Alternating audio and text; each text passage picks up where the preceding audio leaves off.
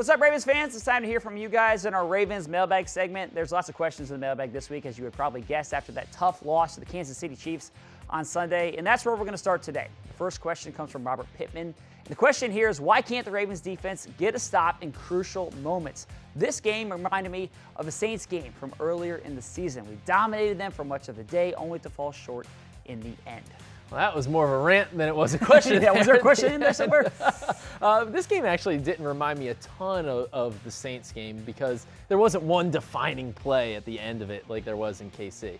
Now, 4th and 9, that's going to stick in our heads for a while, but it's nothing new, unfortunately, around here. 4th and 12 from last year, the Antonio Brown. Are you just pulling off all these Band-Aids That's here? right, just rip off all the scabs, the Band-Aids, just, yeah, let's expose all the wounds here. But, you know, there is a common thread with all those plays, and some of it is you have to tip your cap. You know, Antonio Brown made a heck of a play, extending that ball over the goal line.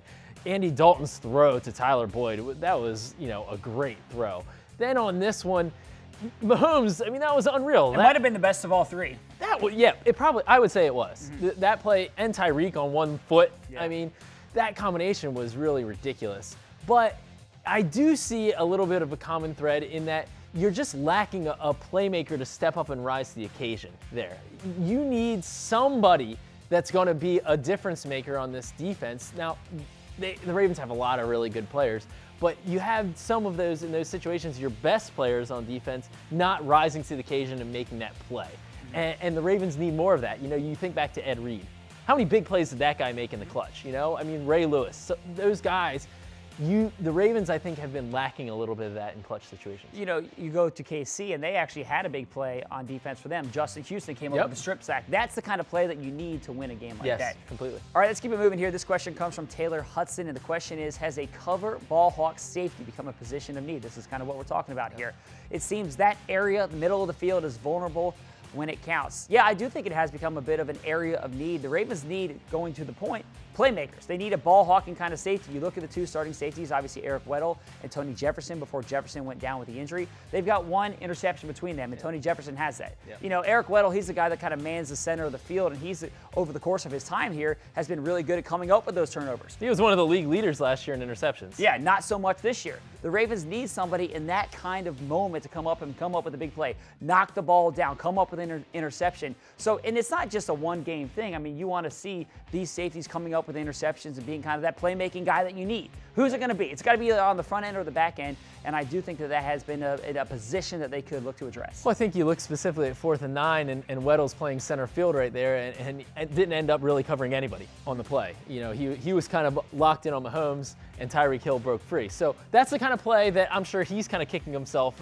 about, you know, watching the film, that he wants to get in there and make a play on that ball. Yeah. Last question comes from @BudZay, and the question is, looking at the playoff seeding, winning our division would mean playing the Chargers in the wild card round versus playing the Texans as the 6th seed. Is it possible we don't want to win our division? Well, this is interesting. I hate this kind of question because the Ravens aren't even in the playoffs yet. You were talking about what seed would we want? I mean, we're not even there yet. So let's slow down on who do we want to play. Yeah. And I'll say this too.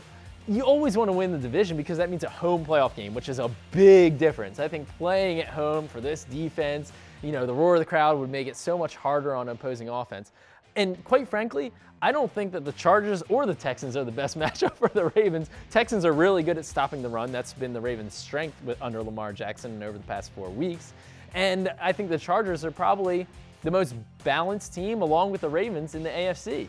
You know, the Chiefs, we all saw what their run defense is like and defense in general. The Steelers have struggled on defense a little bit this year. So I don't know that either one of those is a great matchup, but I'd rather have whatever matchup you get to be at home. I totally agree. I mean, that's the first priority. Win the division. Last time the Ravens had a home playoff game was in 2012. Yeah. Won the Super Bowl that year. So, yeah.